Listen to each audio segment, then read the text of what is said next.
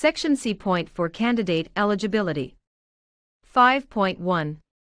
A candidate seeking the position of chief or counselor must a. Have reached the full age of 18 years as at the date of nomination, and b. Must be a status member from Beausoleil First Nation, and according to the INAC membership list.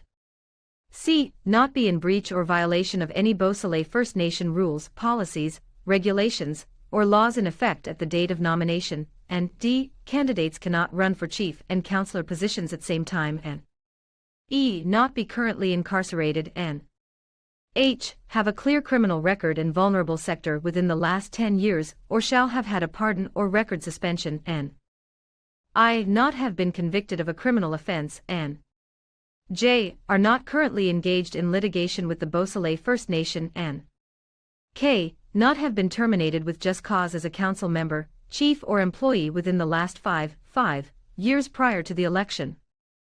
5.2. Candidates will submit to the Chief Electoral Officer a copy of their CPIC and vulnerable sector check 7 business days after the nomination process. 5.3. With respect to disclosure of non-conviction information in response to a request for a CPIC or VS, non-conviction information about the individual is not authorized for exceptional disclosure unless the information satisfies all of the following criteria. 1. The criminal charge to which the information relates is for an offense specified under federal legislation. 2. The alleged victim was a child or a vulnerable person. 5.4. After reviewing entries in respect of the individual, the Chief Electoral Officer has reasonable grounds to believe that the individual has been engaged in a pattern of predation indicating that the individual presents a risk of harm to a child or a vulnerable person, having regard to the following. I. Whether the individual appears to have targeted a child or a vulnerable person. 2. Whether the individual's behavior was repeated and was directed to more than one child or vulnerable person.